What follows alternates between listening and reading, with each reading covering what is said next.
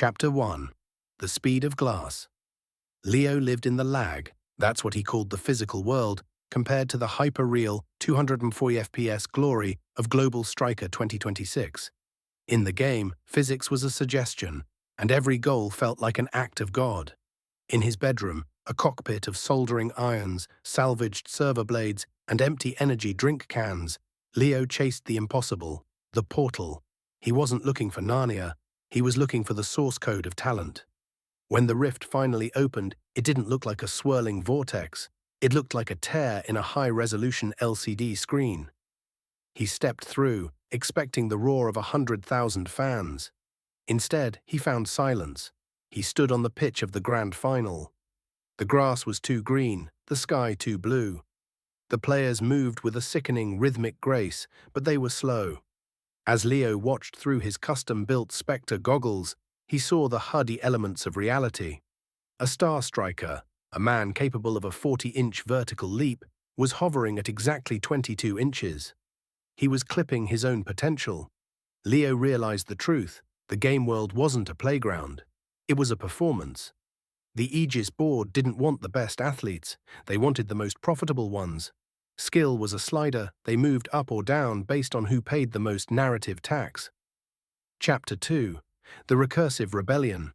Leo's return to the real world was supposed to be a triumph.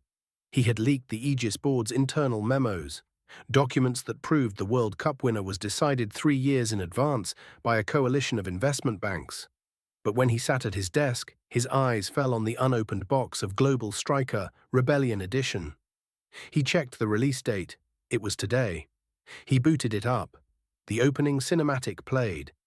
A boy, looking suspiciously like Leo, builds a portal, enters a sports world, and discovers the Aegis board is rigging the games.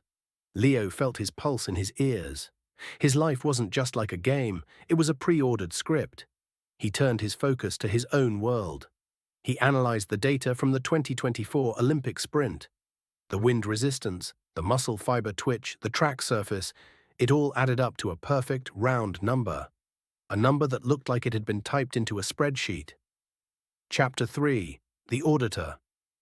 The deeper Leo dug into the MMA industry, the more he saw the neural dampeners. In the real world, fighters weren't just bribed, they were biologically throttled. Tiny implants at the base of the skull ensured that no one won too quickly. The fans wanted the grinder, 5 rounds of bloody back and forth, and that's exactly what the dampeners provided. He was stakeouting the Omni industry headquarters when the air behind him curdled. A man stepped out. He wore a heavy charcoal trench coat that seemed to absorb the streetlights. He looked like he was rendered in a different art style, sharper edges, more shadow. "Stop looking at the wires, kid," the man said. His voice sounded like gravel over a microphone. "You'll just make the devs angry." "Who are you?" Leo asked, his hand hovering over a logic bomb trigger. "Kyle, lead protagonist of The Last Auditor. In my world, I'm the hero of a neo-noir detective sim.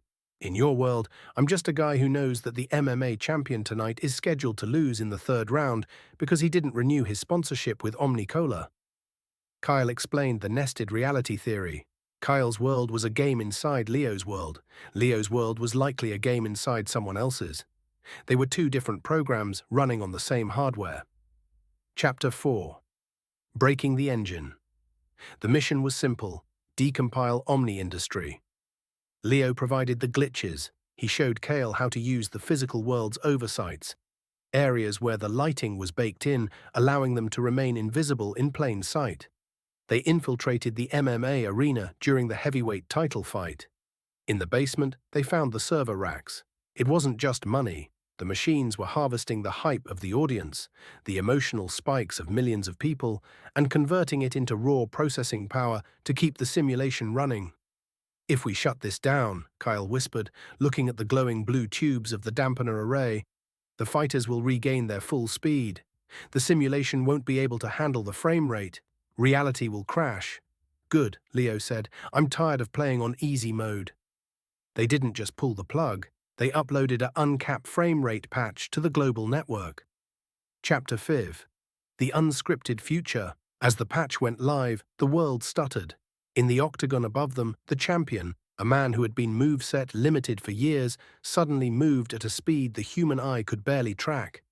He didn't just win, he moved with a ferocity that defied the laws of the game. The crowd screamed, not in cheers but in confusion. The narrative was broken. Leo and Kyle stood on the roof of the arena as the sky began to flicker, showing the cold black code beneath the blue. "What happens when the game ends?" Leo asked. Kyle lit a cigarette, the smoke curling in perfect looped animations. "We find the person holding the controller, and we tell them we're done with the